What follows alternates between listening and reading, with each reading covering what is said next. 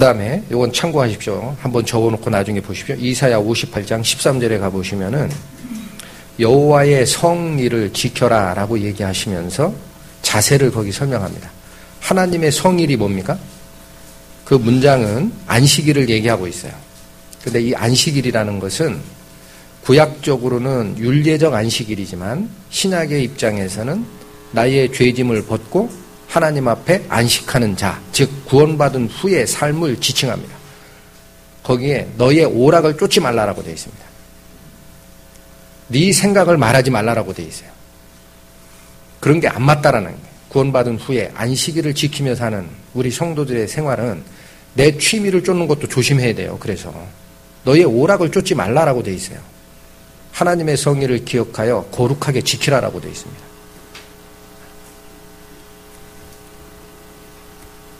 자, 그래서 일단은 주인이 바뀌었음에 첫 번째 요구하신 게 뭡니까?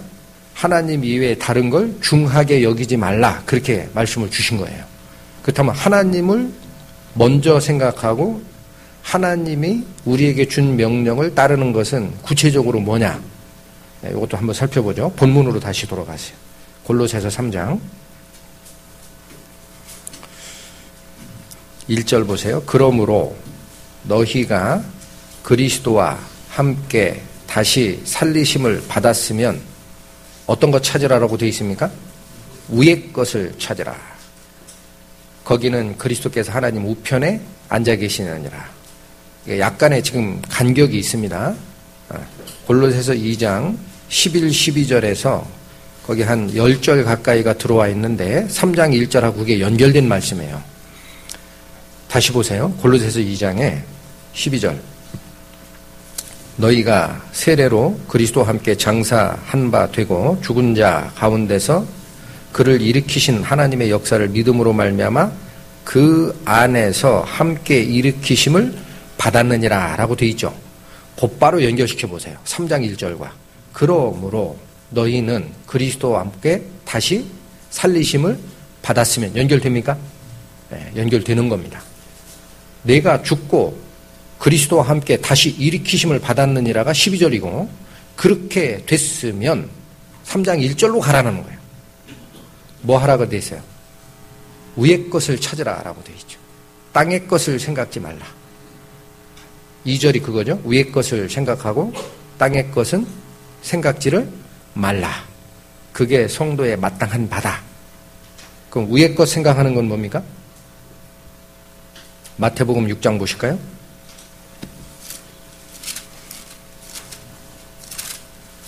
마태복음 6장 33절 보겠습니다.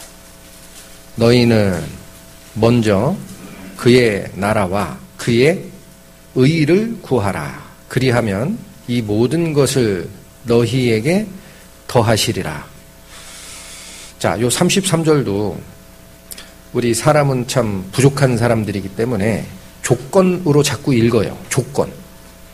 그래, 먹고 사는 문제, 이제는 하나님을 아버지로 모시니까 하나님 일을 하면 여기 그렇게 돼 있으니까 그의 나라와 그의 의를 구하라. 그리하면 이 모든 것을 너희에게 더하시리라고 돼 있으니까 내가 세상적으로 성공하고 가난에 쪄들지 않고 하기 위해서는 하나님 일을 하면 하나님이 주시는 거구나. 이게 조건으로 자꾸 생각을 합니다. 조건 아닙니다. 뭘 얘기하시는 거예요? 주인이 바뀌었으면 네가 먹고 사는 문제는 누가 책임질 일이다. 하나님이 책임질 일이니까 그것만 의지하라라는 얘기지 하나님 일 많이 하면 상대적으로 나한테 물질이 오고 있다. 그거 아니에요. 그렇게 조건절로 받으시면 은혜가 없습니다.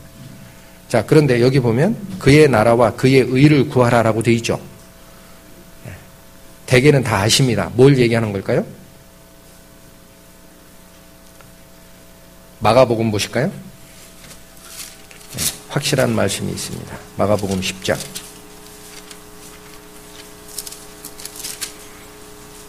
29절 보실까요?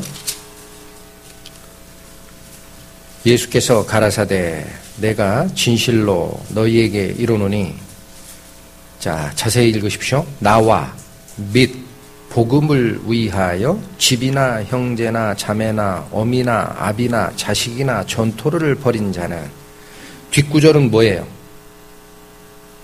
뒤에 있는 말씀은 부모나 형제나 자식을 나보다 더 사랑하는 자도 나에게 합당치 않다? 혹은 나의 제자가 되지 못한다? 그 말씀이 그대로 와 있죠. 그러면서 뭐를 위해서 그런 것은 버려라라고 되어 있습니까? 나와 및 복음을 위하여 이런 것들은 뒤로 밀어놔라라는 뜻이에요. 그러니까 하나님이 얘기하시는 위의 것을 찾으라, 그의 나라와 그의 의를 구하라라는 말씀은 그리스도와 그리스도께서 우리에게 전해주신 복음을 위해 일하라라는 얘기입니다. 그것이 그의 나라와 그의 의를 구하는 우리의 생활 자세다라는 얘기입니다. 자, 그러면 복음, 우리가 지금 복음의 역사가 많이 좀 침체가 돼서 걱정들도 많으시고, 저도 항상 기도하는 제목 중에 하나입니다만, 어떻게 하면 복음을 전할 수 있을까요? 복음 전함에 물론 하나님 말씀을 자세히 상고하여 지혜롭게 전하는 것도 노력해야 됩니다. 그런데 성경이 항상 하는 말씀은 말로 하나님의 복음을 전하는 것이 우선이 아닙니다. 항상 뭐를 먼저 얘기하시느냐? 너희가 하나님의 자녀가 됐으면 너희는 착한 행실로 너를 보는 자들에게 하나님의 영광을 나타내라. 그렇게 되어 있어요. 좀 다릅니다. 말의 지혜로 하는 게 아니고 우리의 본보기가 하나님의 영광을 드러내는 상황이 됐을 때 복음이 전해진다. 이런 말씀을 여러 군데서 주세요. 소개만 해드리겠습니다. 마태복음 5장 16절에 가면은 너희 착한 행실을 보고 하늘에 계신 너희 아버지께 영광을 돌리게 하라. 그렇게 되어 있어요. 착한 행실이지 너희의 신실한 믿음을 보고 그렇게 안 되어 있습니다. 믿음은 눈에 안 보이기 때문에. 또 소개를 해드리겠습니다. 베드로전서 3장 1, 2절을 가보시면 이런 말씀을 주세요. 아내된 자들아 이와 같이 자기 남편에게 순복하라. 이는 혹 도를 순종치 않는 자라도 말로 말미암지 않고 그 아내의 행위로 말미암아 구원을 얻게 하려 함이니 너희의 두려워하며 정결한 행위를 봄이라. 그렇게 되어 있어요. 그러니까 부부 중에 자매님이 먼저 구원을 받으면 믿지 않는 당신의 배우자, 남편을 구원받는 게 기도의 제목 아니겠습니까? 근데 뭘 본다고 돼 있어요? 말로 하는 게 아니라는 얘기예요. 순종하라. 말로 그를 구원하는 게 아니라 그 아내의 행위로 말미암아 그 남편이 구원을 받게 된다 그래요. 왜? 뭘 보기 때문에 사람들은 너희의 두려워하며 정결한 행위를 보기 때문에 드러나는 것이 예표가 되어야 하기 때문에 먼저 우리 행위가 하나님 앞에 완전하고 선한 자가 되어야 마땅하다라는 말씀을 주십니다. 이런 말씀도 우리한테 주는 가르침이 굉장히 크죠. 자, 그래서 할례에 또 하나의 의미가 있습니다. 다시 정리하면 첫 번째 할례의 의미는 뭡니까? 내가 가지고 있던 인간적인 능력이나 계획이나 그런 거 버리고 하나님의 능력으로 사는 상태가 되어야 하니까 나는 죽었다라는 뜻이다 그래서 나는 죽고, 두 번째 의미는 그리스도 안에서 다시 살림을 받았으니 주인이 바뀌었다라는 거예요. 나의 인생의 주인이 바뀌었다.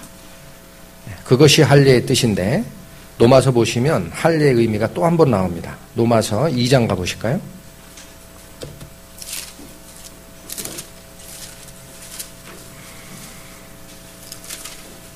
로마서 2장 28절, 29절. 대저 표면적 유대인이 아니요 표면적 육신의 할례가 아니라 오직 이면적 유대인이며 할례는 마음에 할지니 신령에 있고 의문에 있지 아니한 것이라.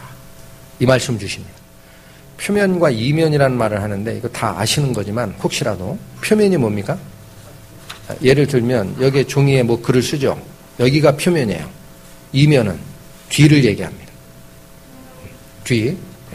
그래서 무슨 얘기냐면 드러나는 유대인이 실제 하나님의 백성이 아니라는 거예요. 28절 말씀은. 표면적 유대인이 유대인이 아니라는 거예요.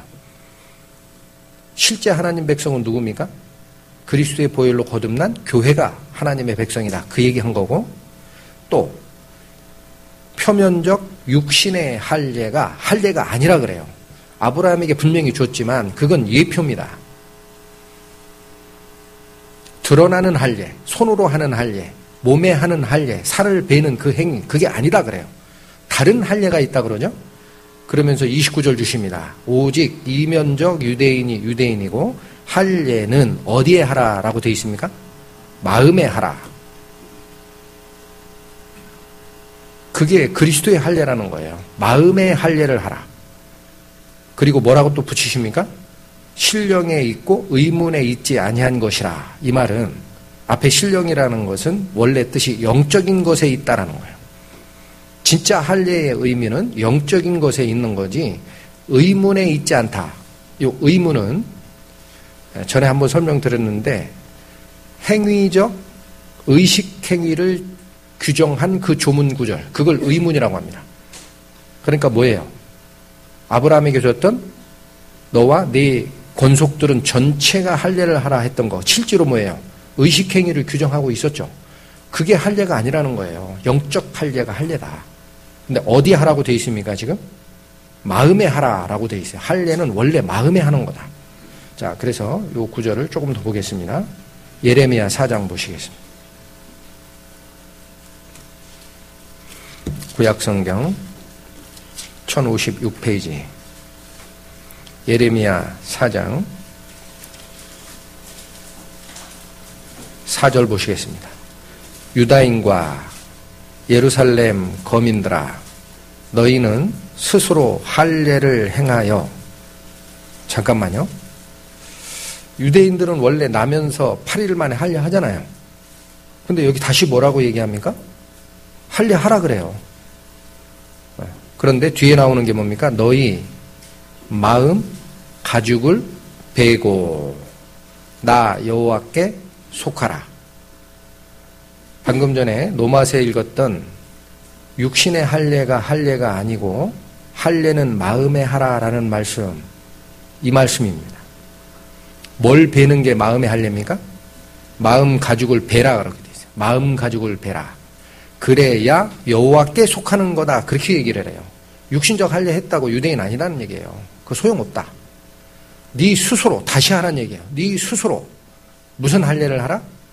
마음 가죽을 베고 나 여호와 하나님께 속하라. 그렇게 얘기하십니다. 그러니까 뭐가 문제가 있다라는 거죠 지금?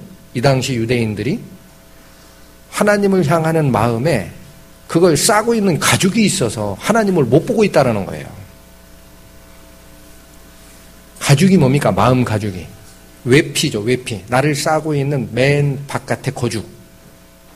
그게 싸고 있으면 내 마음과 하나님의 말씀과 교통이 됩니까? 여기에 막혀버립니까?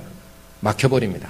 그걸 베버리라 이게. 마음의 가죽을 베버려야 내 마음 속에 있는 마음이 하나님의 은혜와 직접 연결이 되니까 그제서야 여호와께 속한 자가 된다라는 얘기입니다. 이것이 마음의 할례입니다. 내가 가지고 있던 인간적인 생각, 나의 고집 또는 나의 선입견, 계획 이런 것이 맨 밖에서 나를 싸고 있으면 하나님의 음성과 하나님의 계획과 하나님의 능력은 나한테 들어올 수 없어요. 가죽이 막고 있으니까. 그거 베버려라 이래요. 마음의 가죽을 베라. 그래야 하나님께 속하게 된다. 이 굉장한 말씀이에요. 그게 뭐하고 똑같습니까? 아까 복음서에 예수님께서 얘기하신 대로 나를 가장 사랑하는 자가 내 제자가 된다 그랬어요. 그래야 가르침이 오는 거예요. 하나님이 최고입니다. 당신의 은혜를, 당신의 가르침을 내 생각과 달리 먼저 주십시오. 그래야 가르침을 받게 되죠. 이 말씀하고 같은 거예요. 마음 가죽을 베라라는 말씀이. 자, 또 보겠습니다. 신명기 10장.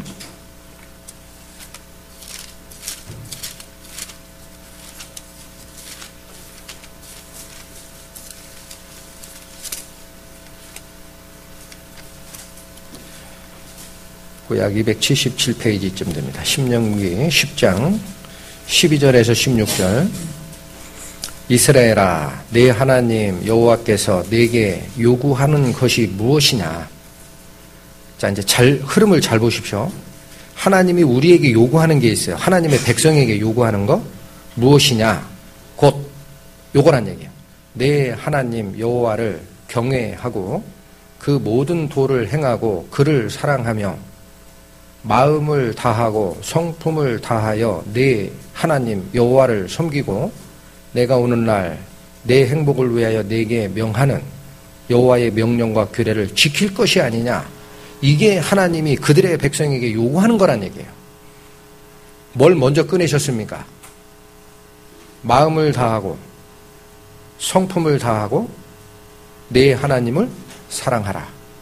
가장 큰 거예요, 이게. 그거 없이는 하나님의 가르침을 받을 수 없습니다. 뒤에 계속 나옵니다. 14절, 16절까지 하늘과 모든 하늘의 하늘과 땅과 그 위의 만물은 본래 내 하나님 여호와께 속한 것이로되 여호와께서 오직 내 열조를 기뻐하시고 그들을 사랑하사 그 후손 너희를 만민 중에서 택하셨음이 오늘날과 같으니라. 14, 15절을 한마디로 줄이면 뭡니까? 하나님이 너를 백성 삼아줬다, 그런 얘기예요. 하나님이 너를 백성 삼아줬다. 16절 갑니다. 그러므로 이제 어떻게 하라고요? 너희는 마음에 할례를 행하고 다시는 목을 곧게 하지 말라. 또 나옵니다. 마음의 할례가. 하나님이 당신의 백성 이스라엘을 선택하는 과정에서부터 우리에게 줬던 원래 의미는 이 얘기입니다. 마음 가죽 베고 나 하나님 여호와께 속하는 방법이 있다. 자, 또 보시죠. 신약에는 사도행전 7장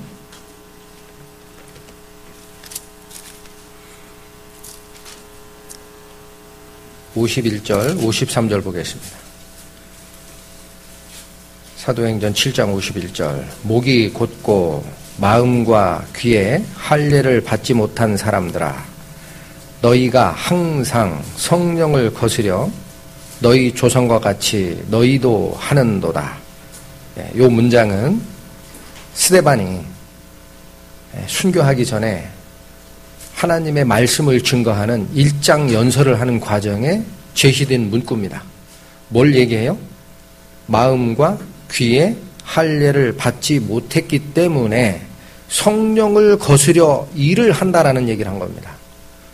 자, 이게 무슨 말일까요? 마음 가죽을 베고 여호와께 속하라 라는 그 말도 하나님의 말씀과 그의 가리킴이 내 속마음까지 들어오기 위해서는 내가 가진 선입견, 내가 가진 고집, 나의 인간적 계획 다 제하라. 그래야 그 교훈이 안에 들어온다는 말씀을 드렸죠. 똑같은 얘기입니다. 그런데 그 교훈은 우리가 어떻게 오게 돼 있습니까? 하나님의 교훈을 어떻게 받게 돼 있어요?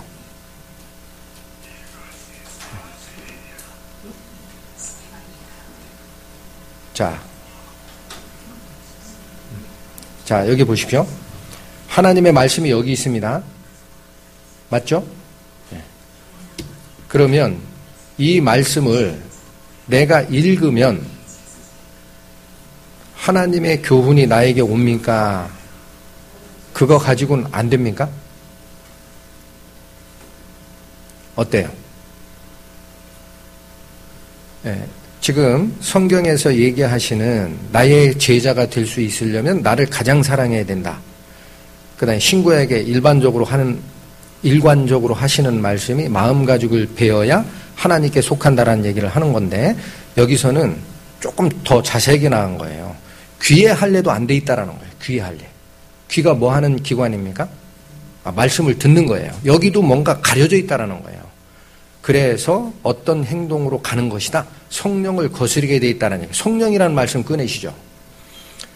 우리 익히 알고 있습니다.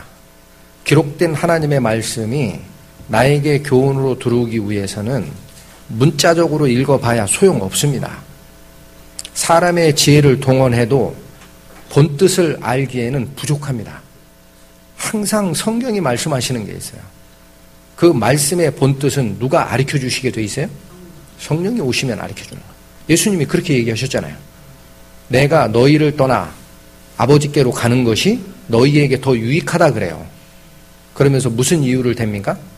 내가 아버지께로 가지 아니하면 보혜사가 오실 수 없다 그래요. 그러나 내가 아버지께로 가면 보혜사를 보내시리니 그가 오시면 내가 너희에게 한 말을 생각나게 하시리라. 성경의 교훈을 직접 깨우쳐 주시는 역할은 성령의 역할입니다. 꼭 잡으셔야 됩니다. 성경 공부를 하든 설교 말씀을 듣든 하나님께 기도를 하든 절대 놓치시면 안 됩니다. 성령에 의지하셔야 돼요. 그렇지 않으면 문자적으로 읽게 돼 있어요. 성경을. 100번 읽어도 소용없습니다. 자, 성경 말씀 또 한번 보실까요? 시편 119편 18절. 시편 119편 18절. 여기도 마찬가지 이런 말씀을 기록해 놓으셨습니다. 내 눈을 열어서 주의 법의 기이한 것을 보게 하소서. 어떤 기도입니까? 내 눈을 열어달라 그러잖아요. 하나님께 부탁하는 겁니다. 한 군데 또 보실까요? 이사야 50장. 이사야 50장. 4절 보겠습니다. 주 여호와께서 학자의 혀를 내게 주사 나로 곤핍한 자를 말로 어떻게 도와줄 줄 알게 하시고, 첫 번째는 학자의 혀를 주어서 잘 모르는 자에게 하나님의 말씀을 어떻게 도와줄 줄 알게끔 언변을 주셨다라는 얘기입니다. 뒤에 말씀, 아침마다 깨우치시되 나의 귀를 깨우치사 학자같이 알아듣게 하시는도다. 누가 하시는 거예요? 하나님께서 하시는 겁니다.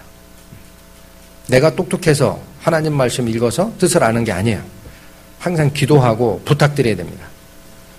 자, 이런 말씀들이 있고, 그러면 이제 말씀을 듣기 위해서는 성령의 도우심을 바라고 하나님께 기도하고 열어주십시오. 그렇게 해야 된다라는 얘기까지 왔죠. 한 단계 더 들어갈 겁니다. 그러면 어떻게 해야 하나님의 말씀을 정확하게 알아들을 수 있느냐? 이사야 66장 보세요. 이사야 66장 2절 보겠습니다. 나 여호와가 말하노라. 나의 손이 이 모든 것을 지어서 다 이루었느니라. 잠깐 끊겠습니다. 어떤 느낌이 오십니까? 아브라함에게 나타났을 때 13년의 침묵 기간을 깨시고 아브라함에게 나타나셔서 하나님이 했던 첫 번째 일성이 이 말씀이에요. 나는 전능한 하나님이라 너는 내 앞에 행하여 완전하라 그러셨잖아요. 이 말입니다. 나 여호와가 말하노라. 나의 손이 모든 것을 지어서 다 이루었느니라. 내가 창조주다 이거예요. 내가 모든 것을 주관하는 자다. 그 말은 잘 들으라는 얘기예요. 뒤에 말씀 잘 들어라. 자, 읽겠습니다. 무릇 마음이 가난하고 심령에 통회하며 나의 말을 인하여 떠는 자, 그 사람은 내가 권고하려니와. 조건 나왔습니다. 전능한 하나님, 우리에게 능력 주시는 하나님, 그분의 말씀을 듣기 위한 조건이 첫 번째, 마음이 가난해야 된다 그래요. 내 안에 내 생각이 차 있거나 내 계획이 먼저 차 있거나 한 것은 마음이 가난한 게 아닙니다. 가난하다는 얘기는 없는 거예요. 가진 게. 그릇 속에 가진 게 없다라는 건 뭐예요? 비어있다라는 거죠. 자기 생각, 자기 선입견, 자기 계획, 자기 능력, 그런 거 비워라라는 거예요. 그래야 하나님 말씀이 들어갈 거 아니겠습니까? 이게 마음이 가난한 자예요. 심령에 통해한다라는 말은 무슨 말입니까? 하나님 말씀이 오면 첫 번째 우리에게 하는 역할이 있습니다. 첫 번째, 내가 뭐가 잘못됐다라는 교훈입니다. 그게 첫 번째 오게 돼 있어요. 그러니까 그 말씀을 받았을 때 어떤 마음으로 받아야 됩니까? 마음속에 하나님에 대한 회개가 일어나야 돼요. 뭔가 나를 지적하는 말씀이 나한테 오면 잘못했습니다 해야 됩니다. 그게 마음에 통해하는 자예요. 그러면서 뒤에 뭐예요? 나의 말을 인하여 어떠한 자? 떠는 자가 있습니다. 하나님 말씀이라면 굉장히 무섭게 여기고 떠는 거. 이것은 심판의 두려움이 아니에요. 오해하시면 안 됩니다. 하나님을 경외하는 경건의 두려움입니다. 그 마음 자세로 하나님 말씀 앞에 서 있는 자, 그 자를 내가 어떻게 한다고 돼 있어요? 권고한다. 권고한다라는 말은 보살핀다라는 뜻입니다. 그 사람하고 내가 교제하고 내 뜻을 보여주고 너의 부족함, 너의 구함을 내가 들어주고 하나님과 같이 동행하는 자가 된다라는 거예요. 이것이 하나님이 우리에게 주는 조건입니다. 하나님 말씀 앞에 두려워 떠는 자가 있다라는 거예요. 자, 그런데 3절, 4절을 보시면 그렇지 않은 자가 있어요. 이게 두 개가 대비가 됩니다. 하나님이 요구하신 것은 2절의 자세를 가진 자입니다. 근데 3, 4절은 이렇게 나옵니다. 소를 잡아 드리는 것은 살인함과 다름이 없이 하고 어린 양을 제사 드리는 것은 개의 목을 꺾음과 다름이 없이 하고 드리는 예물은 돼지의 피와 다름이 없이 하고 분향하는 것은 우상을 찬송함과 다름이 없이 하는 그들. 일단의 무리가 또 나오죠. 이 말씀을 새겨 들으십시오. 실제 이사야 선지자가 이스라엘 백성들에게 말할 때 이렇게 제사하는 사람은 없었어요. 거기 돼지 피로 하나님의 성전에 분향한 자가 없었습니다. 이건 무슨 얘기예요? 하나님의 규례에 따라 정확하게 염소를 잡아 드리고 하더라도 어떤 것처럼 하는 자가 있어요. 부정한 돼지 피를 드리는 것처럼 하는 자가 있다라는 거예요. 그 본질이 뭐냐면 뒤에 나오는 말씀이에요. 분향하는 것을 어떻게 하는 것과 다름이 없이 하는 자들이 있다? 우상을 찬송함과 다름이 없이 하는 자들이 있다라는 거예요. 여러분, 분향이 뭡니까? 분향. 그냥 쉽게 말씀드리면 신약 시대에는 예배입니다. 예배. 하나님을 향해서 우리가 경배하는 표로 드리는 그것이 분향이에요. 그런데 하나님을 예배하는 과정에 형식이 비슷하다고 해도 본 마음이 하나님과 일치가 안 돼 있은 자는 분향을 어떻게 하는 자라고 여기서 지적하는 겁니까? 우상을 찬송함과 다름이 없이 하는 자가 있다라는. 우상을 찬송하는 게 무슨 얘기입니까? 우상. 본질적 하나님이 계신데 그 하나님이 원하시는 본질적인 것 이외에 다른 쪽을 쫓아가는 것이 다 우상입니다. 본질 이외에 다른 쪽을 쫓아가는 것. 그러니까 하나님이 원하시는 그 예배, 그것에서 어긋난 자들이 있다라는 거예요. 지금 지적하는 게. 그 왜 그럴까요? 2절이 자기에게 이루어지지 않은 자는 3, 4절을 쫓게 돼 있다는 겁니다. 하나님 말씀에 두려워 떨고 마음이 가난하고 그 말씀이 왔을 때 통회하는 마음을 가진 자가 아니면 자기 생각대로 가는 거예요. 이어서 읽겠습니다. 없이 하는 그들은 자기의 길을 택하며, 여기 나오죠. 누구 길을 택해요? 자기 방식을 택해요. 항상. 하나님 말씀이 뭐라고 얘기했든 관계없어요. 이게 하나님 섬기는 예라 그래요. 자기 길을 택해요. 그리고 나의 기뻐하지 아니하는 것을 택하였음이니라. 하나님께서는 기뻐하지 않는 건데 자기 길, 자기 방식, my way, 내 방식을 택하는 자가 있어요. 문제가 생깁니다. 사례가 있었죠. 처음에 아론이 대제사장직에 위임을 받고 나서 그의 아들 넷 중에 장자와 차자인 나답과 아비후가 제사장의 일로서 첫 번째 분향하는 사건이 있습니다. 분명히 성경에 기록되어 있어요. 그들 죽었습니다. 왜 죽었습니까? 예배를 할 때 하늘에서 내린 불을 쓰질 않아서 그래요. 하나님이 직접 죽이시는 겁니다. 왜 그래요? 이렇게 한 거예요. 자기 방식대로 하는 거예요.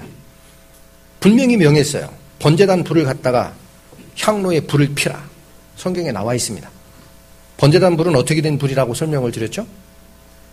아론의 대제사장 위임식이 끝날 때 하늘에서 내려온 불이 번제단 우리를 싹 살랐습니다.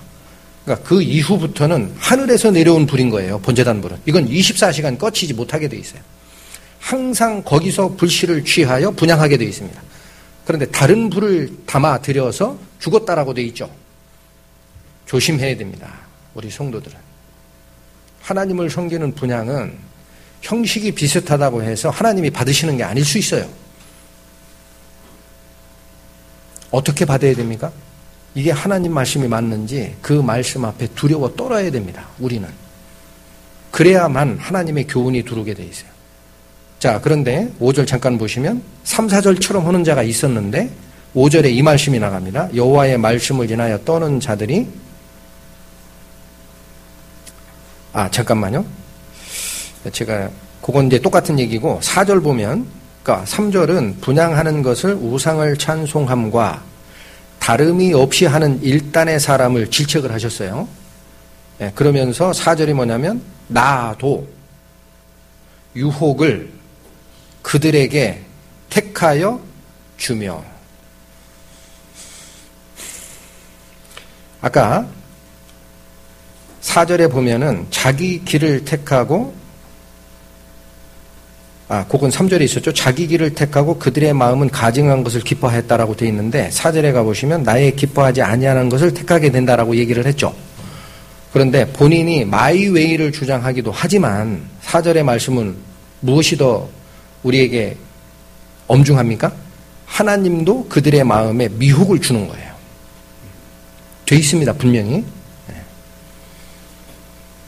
하나님을 경배하는 과정에 분향을 우상을 찬송함과 다름이 없이 하는 자들, 마이웨이를 쫓는 자들은 하나님께서 미혹을 그들에게 준다라고 되어 있어요. 안 보입니다. 하나님의 가르침이. 굉장한 말씀이에요. 이렇게 해야 하나님의 말씀이 우리 속에 들어오게 되어 있습니다. 그걸 막는 것은 마음의 가죽입니다. 가죽 베라라고 되어 있어요. 그래야 나 여호와께 속하게 된다 그랬어요.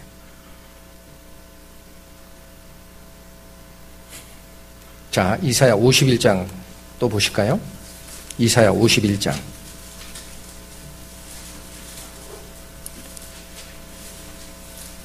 7절 의를 아는 자들아 마음에 내 율법이 있는 백성들아 너희는 나를 듣고 자, 또 나오시죠. 누구 들으라 그래요? 하나님을 들으란 얘기예요. 하나님 말씀을 들어라. 그 다음에 이어집니다. 사람의 회방을 두려워 말라.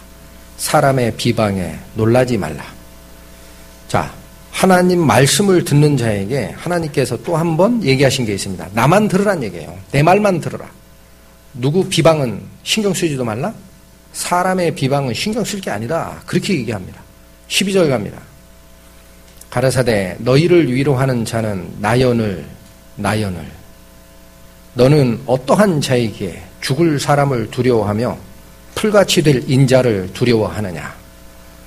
물론 이 시절에 이사야 선지자가 얘기한 것은 하나님을 쫓아가는 그 이스라엘 백성들이 아시리아와 같은 세상적인 왕들을 무서워해서 하나님을 섬기는 길에서 옆길로 샌 것을 지적한 겁니다. 그러나 지금 시대에 살고 있는 우리 신약시대 성도들도 마음에 반드시 받아야 됩니다.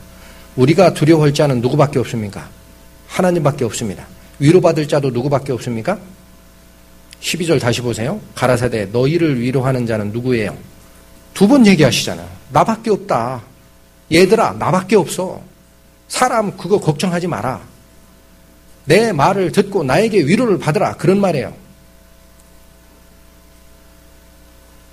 자, 그런데 우리가 지금 하나님의 이름으로 모이고 우리가 하나님의 교회를 하고 있지 않습니까?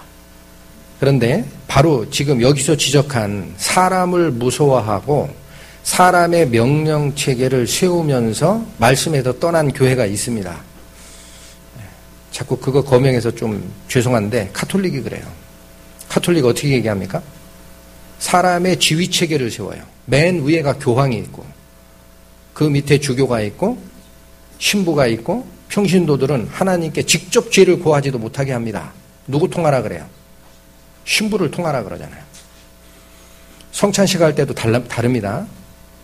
포도주와 떡을 떼는데 떡은 조그맣게 만들어서 성도들에게 주어요. 근데 포도주는 액체이기 때문에 흘리면 거룩함을 회방하는 죄가 있을 것 같다라는 명목으로 신부들만 먹습니다. 차별하는 거예요. 명령체계가 앞서고 사람의 말이 앞섭니다. 예를 들겠습니다.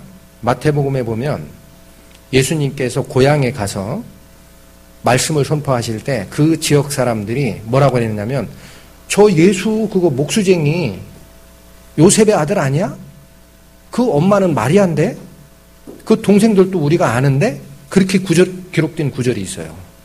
제가 소개해 드리겠습니다. 이는 그 목수의 아들이 아니냐? 그 모친은 마리아, 그 형제들은 야고보, 요셉, 시몬, 유다가 아니냐? 이렇게 얘기한 구절이 있어요.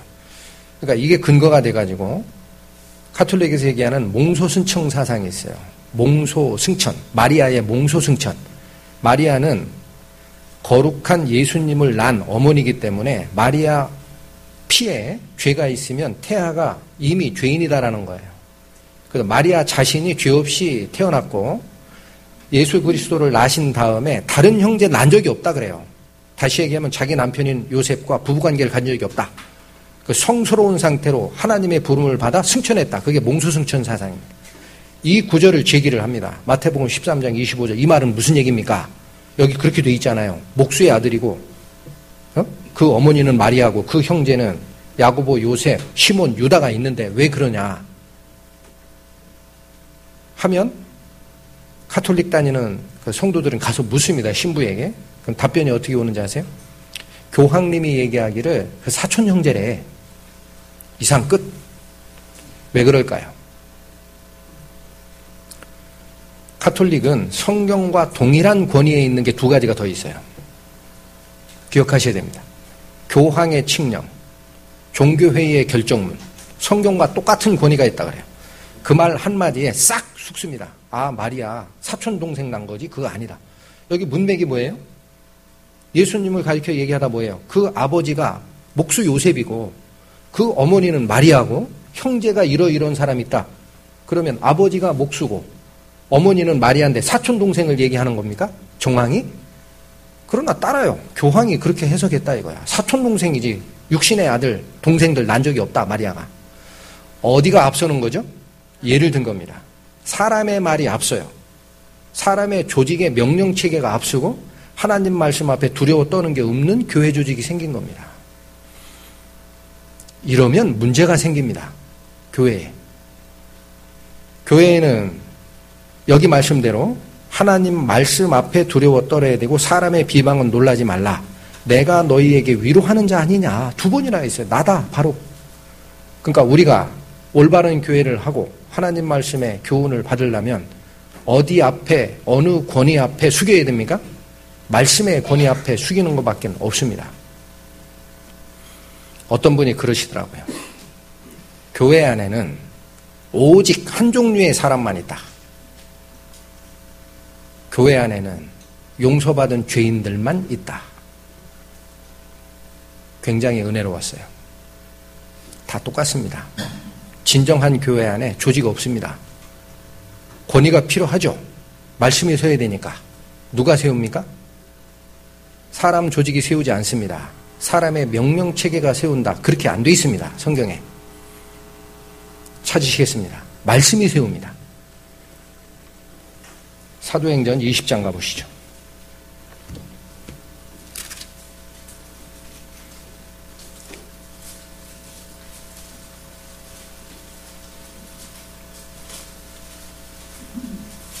(30절부터) 이 말씀은 전에 여러 번 설명을 드렸습니다. 사도 바울이 로마에 죄인으로 끌려갈 것을 성령의 가르침으로 안 다음에 자기가 사역했던 에베소 지역에 그 아시아에 있던 장로들을 다 모아서 마지막 부탁의 말을 하는 거예요. 이게 30절부터 32절까지 또한 너희 중에서 제자들을 끌어 자기를 좇게 하려고 어그러진 말을 하는 사람들이 일어날 줄을 내가 아노니 그러므로 너희가 일깨어 내가 3년이나 밤낮 쉬지 않고 눈물로 각 사람을 훈계한 것을 기억하라. 32절 요 같이 읽겠습니다. 지금 내가 너희를 주와 및 그 은혜의 말씀께 부탁하노니 그 말씀이 너희를 능히 든든히 세우사 거룩하게 하심을 입은 모든 자 가운데서 기업이 있게 하시리라. 무엇이 세운다라고 되어 있습니까? 말씀입니다. 말씀이 역사하게 하셔야 됩니다. 하나님 앞에 두려워 떠는 것이 무엇인지 알아야 됩니다. 우리는 그분의 영광 앞에 우리는 용서받은 죄인일 뿐입니다. 그래서 일찍이 사무엘 선지자가 나중에 가보시면 거기도 읽어보십시오. 사무엘은 한나라는 여인이 애를 못 낳아요. 근데 그 당시만 해도 애를 못 가지면은 은혜에서 떨어진 여자다. 자꾸 지적질 받았어요. 그러니까 성전에 가서 밤낮 울면서 기도하다가 저에게 이 수치를 면케하여 주시면 그 아들을 하나님께 바치겠습니다. 소원합니다. 그래서 난 게 사무엘이에요. 젖대 때까지만 가지고 있다가 젖대는 순간 성전에 나시린으로 보냅니다. 누구 일을 하고 있어요 그때? 엘리 제사장 밑에서 어린 나이서부터 성전을 섬깁니다. 그러니까 성소에서 등불 꺼지지 않게 지키느라 그 안에서 자고 있는데 사무엘아 사무엘아 부르는 소리가 들려요. 엘리 제사장이 불렀구나 하고 달려갑니다. 부르셨나이까? 아니라. 또 가서 누웠어요. 또 불러요. 사무엘아 사무엘아.